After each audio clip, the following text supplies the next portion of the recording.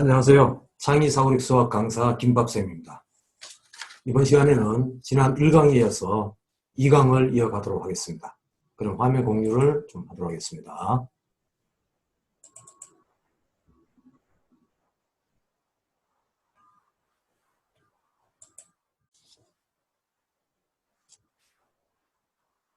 자, 먼저 정의를 내리기 전에 먼저 어프로치, 접근 단계로서 창의성의 개념 모형, 창의성의 특징, 수학 교육론에 대해서 한번 맥을 짚고 가도록 하겠습니다. 우리 흔히 말하는 창의적 인간이라 하면요, 그 네 가지 팩터 부분을 우리가 얘기할 수 있는데, 창의적 태도나 창의적 기법, 창의적 능력, 창의적 동기 부분을 우리가 들이 얘기하고 있습니다. 그 창의적 태도로 하면 뭐 독자성이나 모험성이나 도전성, 이렇게 태도, 액티비티 관련된, 비헤이어 관련된 게 많고요.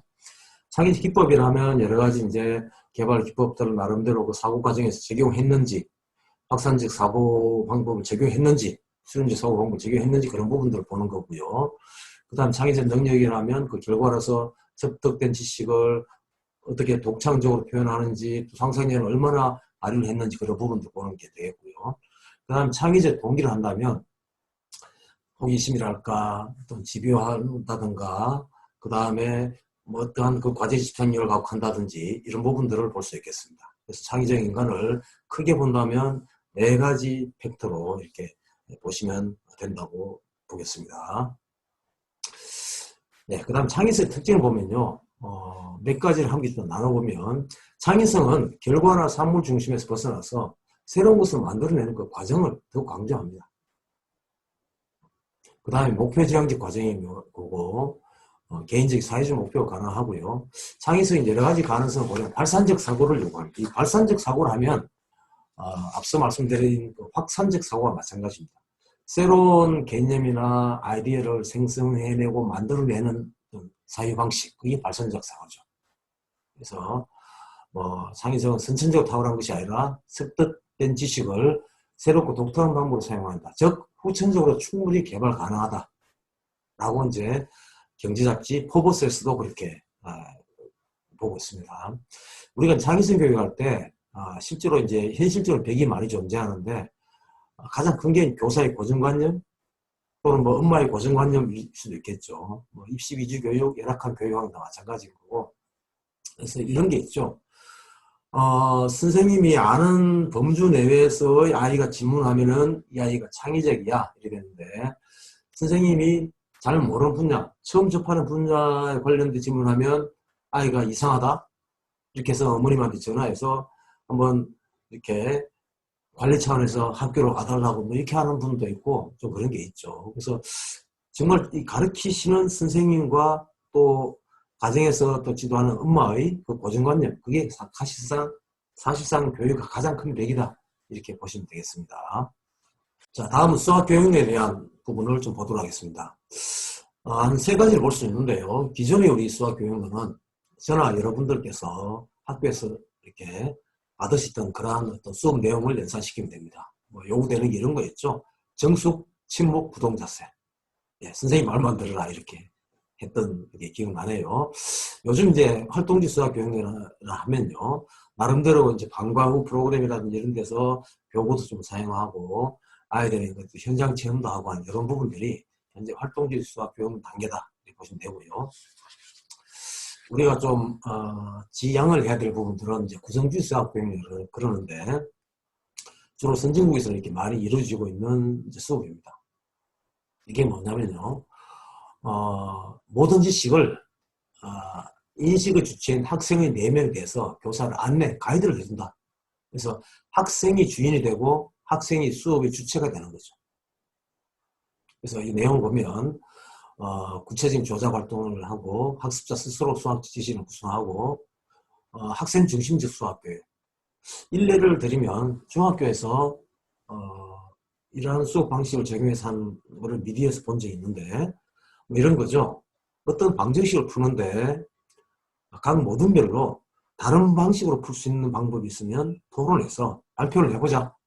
이렇게 해서 모둠별로 앞에 나와서 이렇게 칠판에다가 이렇게 모든 길로 선을 그어 놓은 다음에 거기서 발표하는 것을 본 적이 있어요. 이런 게 아마도 이 구성주의 수학교육론의 근접한 그런 수업 모습이지 않을까 생각을 합니다. 자, 그럼 이제 그 창의사고에 대한 어떤 정의 부분으로 들어왔습니다. 아까 아니죠. 전 1강에서 말씀드렸다시피 이 창의사고의 정의는 정말 다양합니다. 뭐 다수설은 존재하나 통설은 존재하지 않습니다.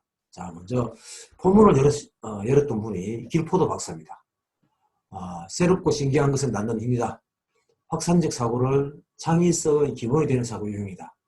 1950년 초반에 모스크바에서 천여 명의 네로라는 사고를 습격들이 모습을 이야기했다고 그랬죠. 이 부분은 1952년에 나왔던 내용이고, 이건 대한민국 교육학 대사전에 이렇게 정의가 되어 있어요. 과거 경험에 가지 않고 새롭고 다른 방법에서 문제를 해결하는 여러 시도나 방법이나 태도. 네, 그 외에 나머지 참고하시고, 이 토란스는요, 새롭고 독특한 아이디어로 문제를 새로운 식으로 바라본다. 이런 관점에서 바라보는데, 아동을 위한 강령이라든지 비공군을 위한 여러 가지 전략훈련 프로그램을 제공하고, 이 전국에 여러 가지 청소년 연구소 같은 것을 많이 이렇게 만들어서 교육에 이바지했던 그런 분으로 볼 수가 있겠습니다.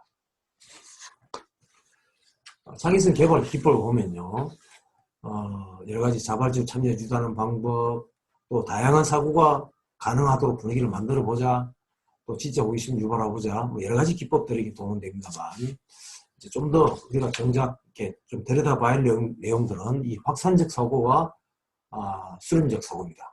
1강에서도 잠깐 다루었는데 여기서는 좀 더 깊게 좀 다뤄보도록 하겠습니다. 이 확산적 사고는요, 새로운 유의미한 연기를 만들고 표현하는 사고 과정이에요. 또한 그런 아이디어를 생산해내는 사고 과정입니다.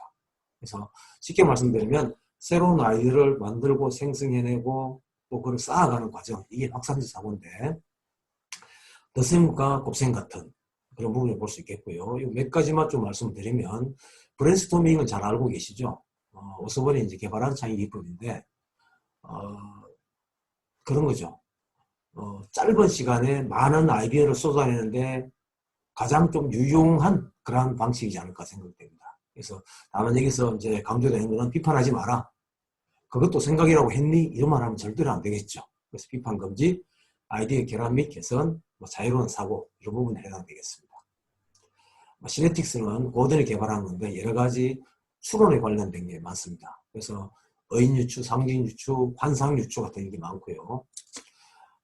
속성열거법은 크로포드가 개발한 건데 여러 가지 사물에 대해서 속성을 나열하고 그 중에서 개선점을 찾아보자, 그리고 평가를 해보자 이런 거고요. 스캠프도 속성열거법과 좀 비슷한데 좀 더 구체적으로 어떤 사물의 어떤 기능을 대치를 해서 다른 걸로 바꾸면 상품이 리뉴얼되거나 아예 새로운 상품으로 탄생하는 거죠. 이런 부분들이 실질적으로 아이들 창의력 신장 발달에 많이 적용되는 방법 중에 하나입니다. 그 다음에 더보노가 개발한 창의 기법 중에서 육색사고 모자는 각 교육기관에서 많이 좀 쓰이고 있습니다. 6가지 모자는 다들 6가지 모자는 각각 특정한 사고를 하도록 규정이 되어 있습니다. 그래서 뭐 흑색 모자는 비판적 이야기만 하자, 파란색, 청색은 리더 역할을 하자, 그 다음에 황색은 긍정적으로 이야기하자. 그래서 만약에 6명 아이들이 모여 있으면 6색깔의 모자를 준비한 다음에 하나씩 쓰는 거예요. 그리고 특정 이슈에 대해서 이야기를 하는 거죠. 자, 그러면 그 다음에 모자를 옆에 있는 친구한테 넘기자. 그래서 그 모자를 쓰자. 그 모자 색깔에 맞게 이야기를 해보자. 이렇게 된다면요, 실제로 그 아이 내재되어 있는 여러 가지 다양한 생각들을 끌어내는데 유용한 그런 방식이다 생각이 됩니다. 마인드맵은 부자는 개발했던 건데 잘 알고 계시죠? 전체 어떤 그 과제가 있다면 전체 이미지를 주고 주 이미지, 세부 이미지를 줘서 세부 과제를 해서 생각을 분류를 해보는 방식입니다. 예, 이 또한 분류 방식 중에서는 유용한 방식 중에 하나입니다. 예, 뒤로 좀 넘어가도록 하겠습니다. 수렴적 사고기법은 1강에서 말씀드렸다시피 기존에 습득된, 체득된 지식을 재가공하고 재해석하고 또 분해하고 해서 새로운 어떤 생각을 이렇게 발굴하는 그런 어떤 사고기법입니다. 사칙 연산에서 뺄셈과 나눗셈 같은 그런 걸 보시면 되겠죠. 이 중에 보면은 이제 하이라이트 기법이라는 게 있는데 이거는요 특정한 이슈를 선정한 다음에 집중적으로 찾아가는 해결책을 찾아가는 방식입니다. 그래서 이런 각 기업체에 대해서 경영기획이나 전략기획 이런 데서 좀 많이 쓰고 있는 기법 중에 하나입니다. 그 다음에 역브레인스토밍. 이거는 아까 이제 브레인스토밍은 아까 뭐라 그랬죠? 비판 금지를 하는데 이거는 지금 반대되는 거예요. 그래서 이거는 어떤 문제를 시행함에 있어서 거기에 대한 내재되어 있는 또 겉으로 드러나 있는 문제가 뭔지를 끊임없이 많은 비판적 관점을 쏟아내서 그 해결책 찾는 건데 겁니다. 그 다음에 더번호가 개발한 기법 중에 PMI 기법이 있습니다. 이거는 플러스 강점 약점 이렇게 하는 겁니다. 더번호가 직접 사례를 든 걸 보면 그런 게 있어요. 만약에 버스에 있는 의자를 다 치워버린다면 어떤 일이 일어날까요? 이거를 PMI 기법으로 이야기해보자. 자, 그래서 강점 이런 거죠. 사람을 많이 태울 수 있어요. 버스 운행하시는 분이 돈을 많이 벌어요. 이렇게 되겠죠. 강점, 장점 이렇게 있고 마이너스 약점은 할아버지, 할머니, 어르신들 힘들어요. 임산부, 아주머니 힘들어요. 이렇게 되겠죠. 인트레스팅, 재미있는 흥미로운 점은 뭐냐면 우리 다들 산구경, 불구경 이렇게 인정을 하든 안 하든 다 좋아하시지 않습니까? 그래서 만약에 이제 그런 의자를 없앤 그 버스가 또 사람을 많이 태운 다음에 급정거를 한다면 안에 난리가 나겠죠. 그래서 그런 모습 봤을 때 재미있겠다 이렇게 표현하는 것, 이건 더번호가 직접 든 사례입니다. 자,